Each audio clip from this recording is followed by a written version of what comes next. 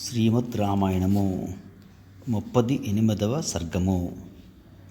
సగరునకు పుత్రప్రాప్తి. గాది సుతుడైన విశ్వామిత్రుడు కుమారస్వామి జనన వృత్తాంతంతో కూడిన గంగాగాథను శ్రీరామునికి వివరించిన పిమ్మట ఇంకను ఆయనతో ఇట్లు చెప్పసాగెను. పూర్వము సగరుడు అను మహారాజు అయోధ్యను పరిపాలించుచుండెను. అతడు మహావీరుడు, ధర్మాత్ముడు. ఆయనకు సంతానం లేకుండొచ్చే పిల్లల కొరకే తపన పడుచుండెను. ఓ రామ, విదర్భ రాజు యొక్క కుమార్తె అయిన కేసిని అను ఆమె ఆ సగరుని పెద్ద భార్య.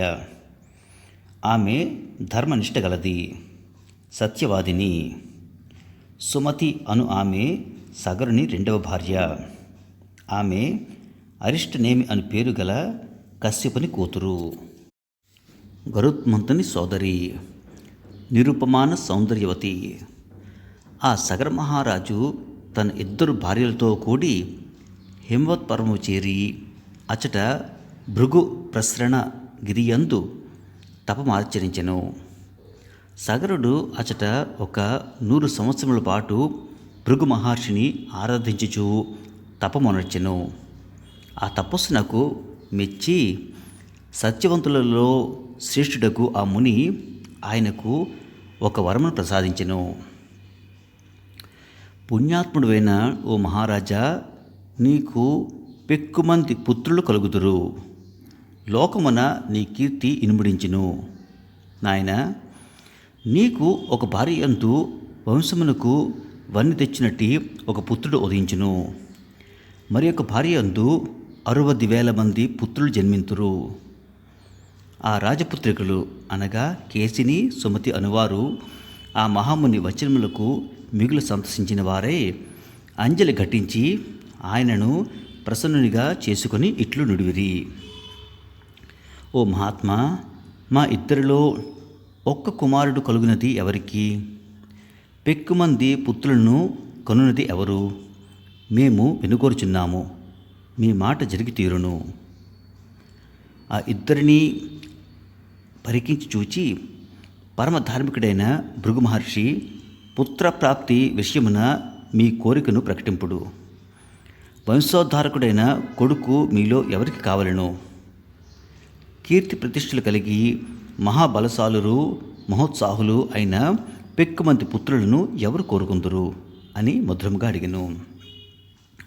ఓ రఘురామ, భృగు మహర్షి యొక్క మాటలు విని సగర మహారాజు సమక్షమున పెద్ద భార్య అయిన కేసిని వంశకర్త అయిన ఒక కుమారుని కోరుకొనెను.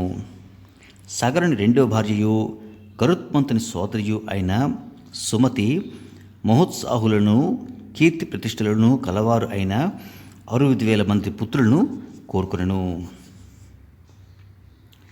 ఓ రఘునందన, అనంతరము సగర మహారాజు తన భార్యలతో కూడి భృగు మహర్షికి ప్రదక్షిణ నమస్కారములను ఆచరించి అయోధ్యపురమునకు చేరెను. కొంతకాలమునకు సగరుని పెద్ద భార్య ఒక కేసిని ఒక కుమారుని కనెను. ఆ సగరపుత్రుడు అసమంజుడు అను పేరుతో ప్రసిద్ధికెక్కెను. ఓ నరోత్తమ, రెండవ భార్య అయిన సుమతి గుండ్రని సొరకాయ వంటి పిండమును ప్రసవించెను. అందు నుండి 60,000 మంది పుత్రులు వెలువడిరి. ఆ కుమారులను దాతులు నేతితో నిండిన కుండల యందు పెంచిరి. కొంతకాలమునకు వారందరిలో యవనము అంకురించెను. క్రమముగా సగరుని యొక్క 60,000 మంది పుత్రులను యవన సంపన్నులైరి. ఓ నరోత్తమ, రామ, సగరుని జ్యేష్ఠ కుమారుడైన అసమంజుడు నిత్యము నగరములో బాలులను సరియు నదికి తీసుకుని వెళ్ళి వారిని ఆ జలములలో తోసేటివాడు. వారు మునకలు వేయుచుండట చూచి నవ్వుతూ ఆనందించుచుండేటివాడు.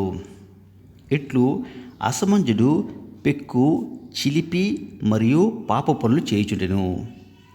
సజ్జనులను బాధించుచుండెను, పౌరులకు హాని కలిగించుచుండెను. అందువలన సగరుడు ఆ కుమారుని నగరం నుండి వెడలగొట్టెను. అసమంచుని కుమారుడైన అంశుమంతుడు గొప్ప పరాక్రమశాలి. అతడు ప్రజలందరికీ ప్రీతిపాత్రుడు. అందరితోడను ప్రేమగా మాట్లాడుచుండేవాడు. ఓ నరశ్రేష్ఠ, కొంతకాలమున పిమ్మట సగర మహారాజునకు యజ్ఞము చేయవలనను సంకల్పం కలిగెను. ఓ రామ, వేదజ్ఞుడైన సగరుడు ఇట్లు నిర్ణయించుకొని గురువులతో ఋతుజులతో కూడి యజ్ఞ కార్యమును ఆరంభించెను.